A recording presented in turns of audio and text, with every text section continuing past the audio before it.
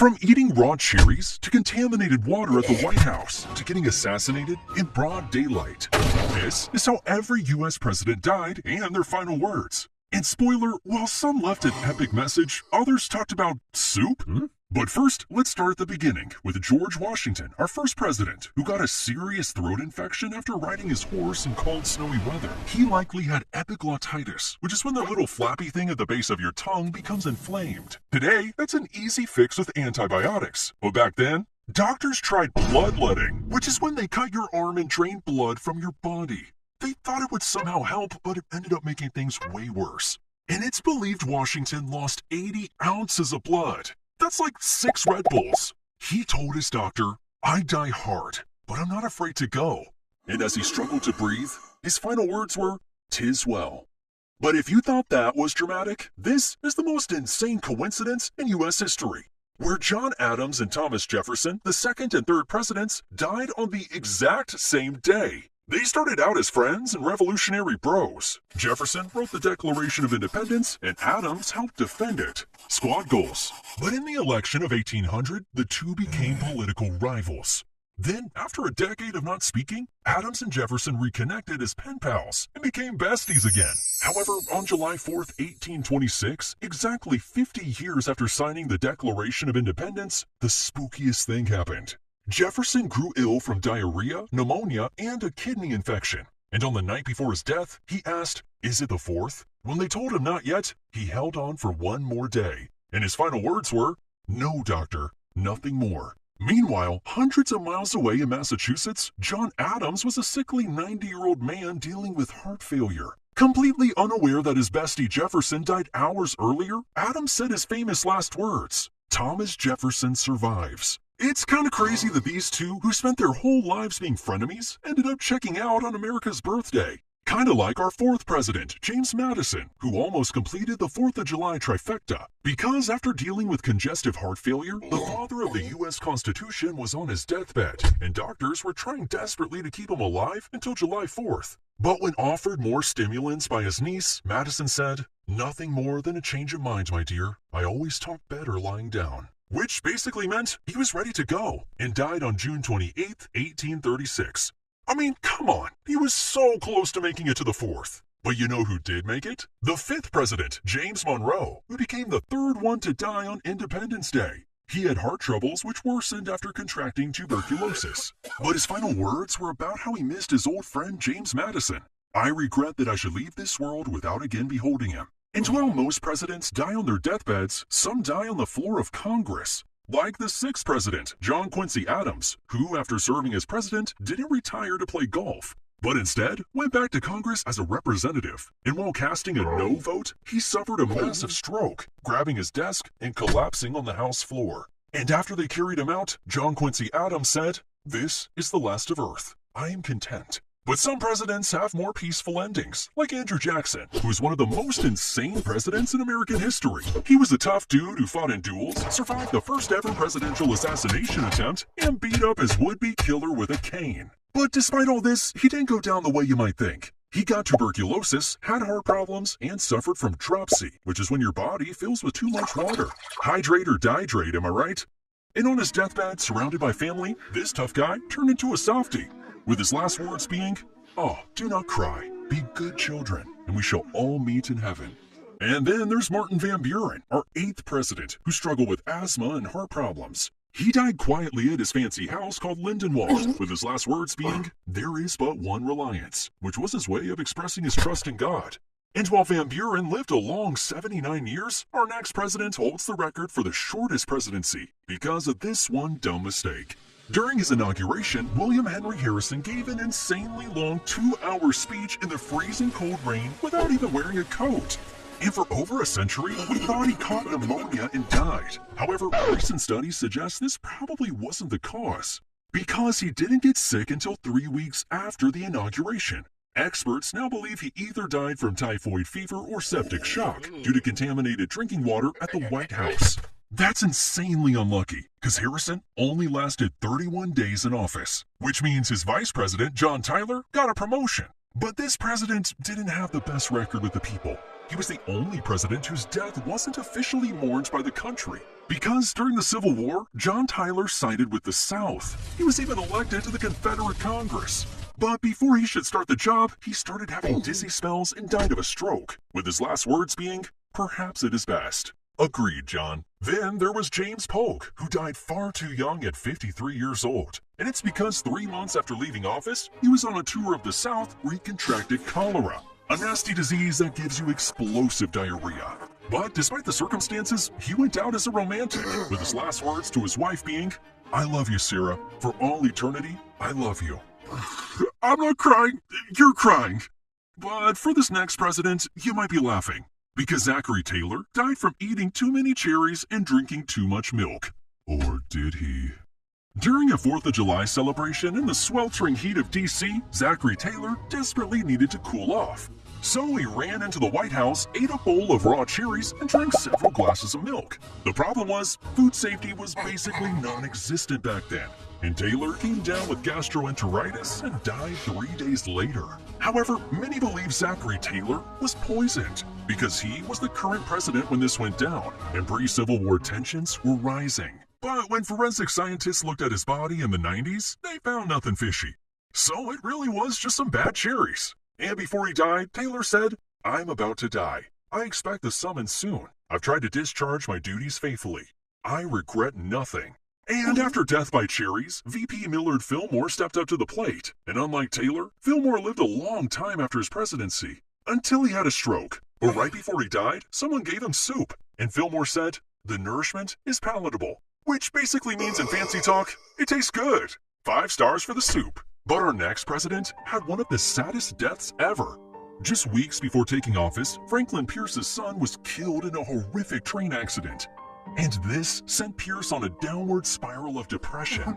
He started drinking too much, became an alcoholic, and destroyed his liver with a disease called cirrhosis. He died after losing re-election, and nobody wrote down his last words because he was all alone.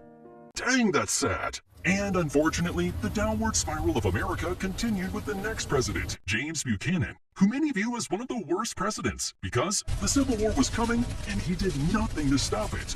Buchanan died of a bad respiratory infection, although some believe he fell victim to the mysterious National Hotel disease outbreak. But that's just rumors. He went out proclaiming, "O Lord God Almighty, as God wilt." But you know what they say, weak men create hard times, and hard times create strong men. Which leads us to this tall drink of water with a top hat, Abraham Lincoln, one of the greatest presidents in American history.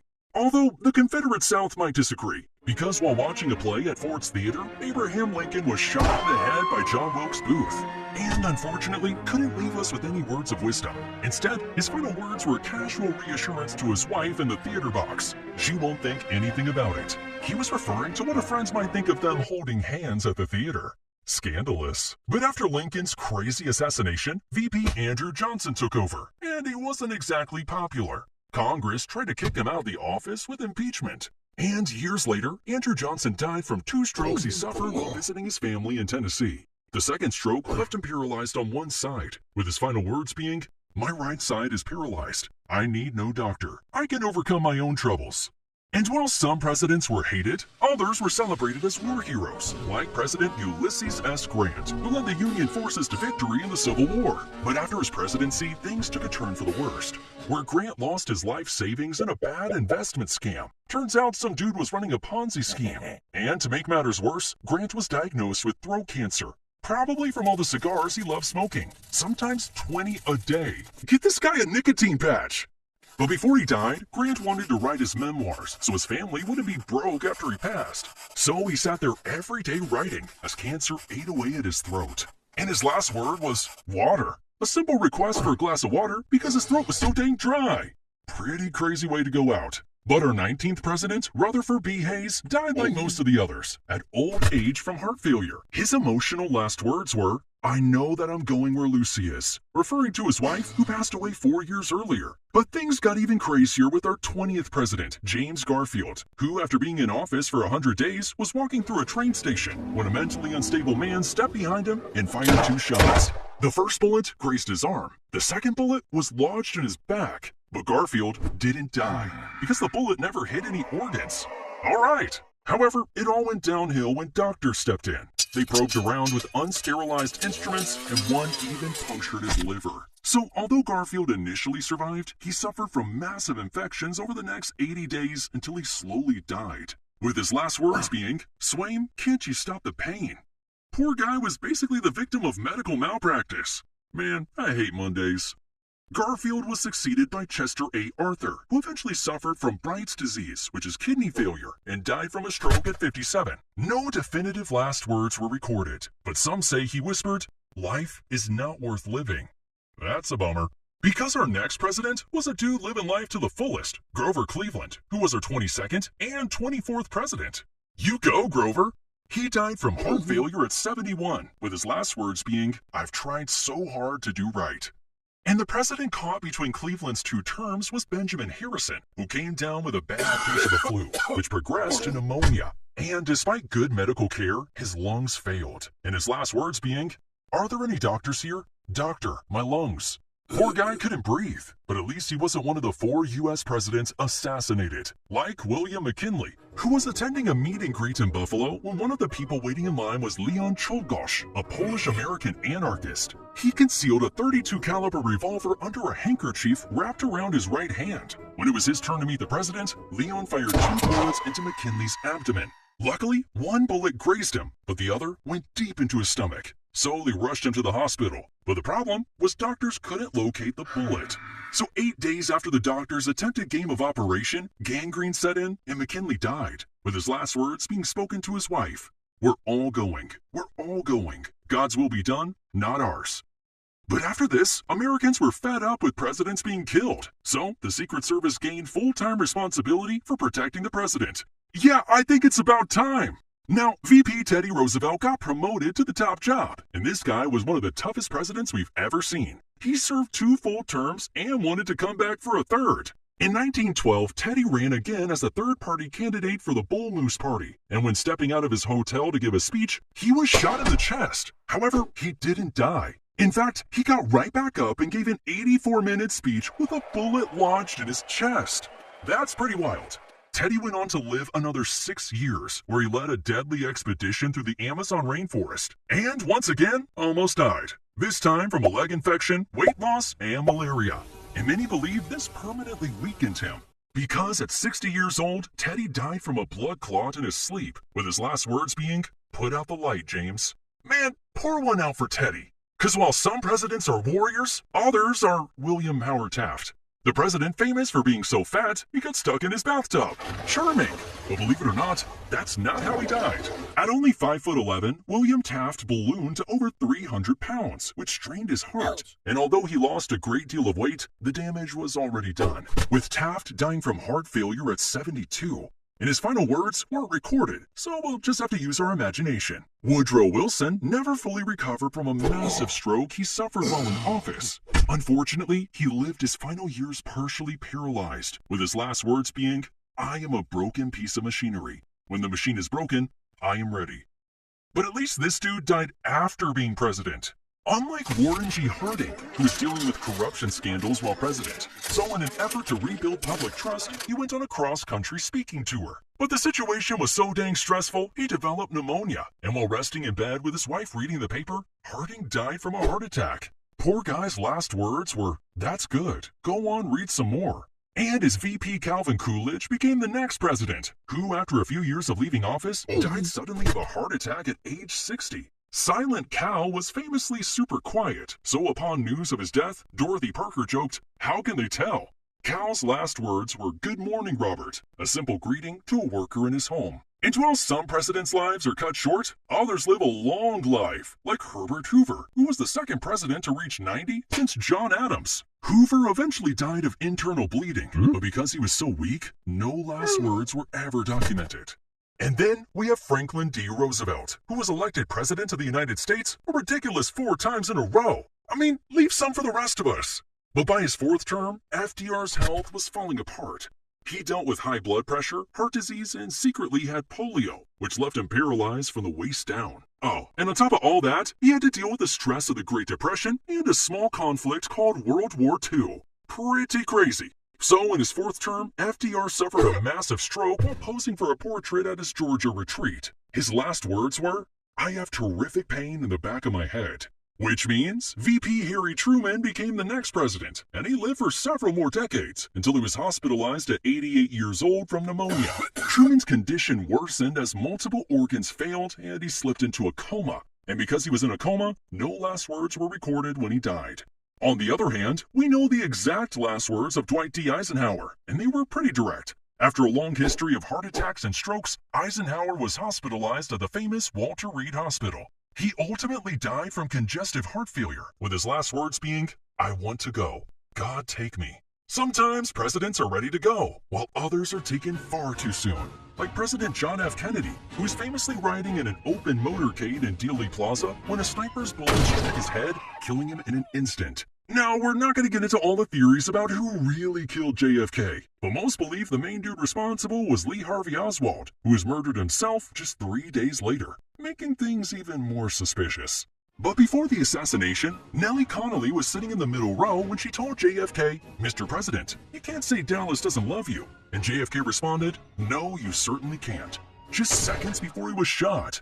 At just 46 years old, Kennedy was the youngest president ever killed in American history. And the man that took his place was Lyndon B. Johnson, who died 10 years later when he had a massive heart attack at his Texas ranch.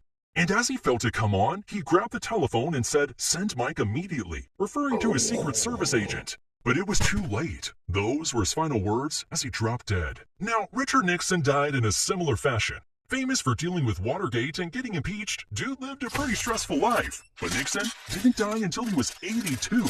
After suffering a massive stroke in his home in New Jersey, Nixon yelled, "Help!" That was his last word as he was rushed to the hospital and slipped into a coma before finally passing. But I wonder if that was more stressful than the time he resigned from being the president, because the next man up was Gerald Ford, who served out the rest of his term. And thanks to modern medicine, Gerald Ford lived to the ripe age of 93 years old when he died from cerebrovascular disease, which is a fancy way of saying blood couldn't flow to his brain. He also struggled with arteriosclerosis, which is hardening of the arteries. All of this led to the peaceful passing of Gerald Ford in his California home, where he set the new record for the longest living president in U.S. history. But no last words were made public. His family wanted to keep things private. But Ford's record didn't last very long, because the next president, Jimmy Carter, seemed to live forever. In fact, he literally just died.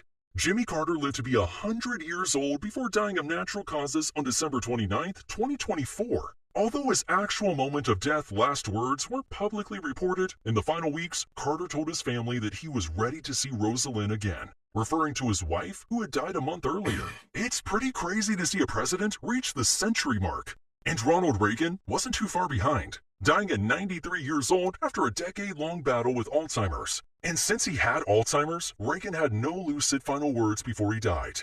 Man, I hate that disease.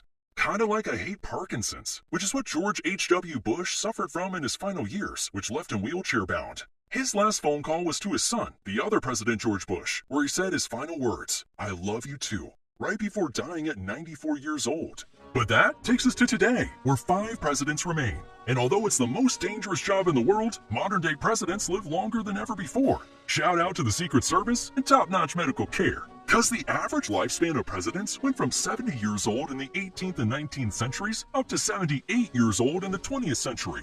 In fact, we have an old guy in office now, and he had to dodge a couple bullets to get there.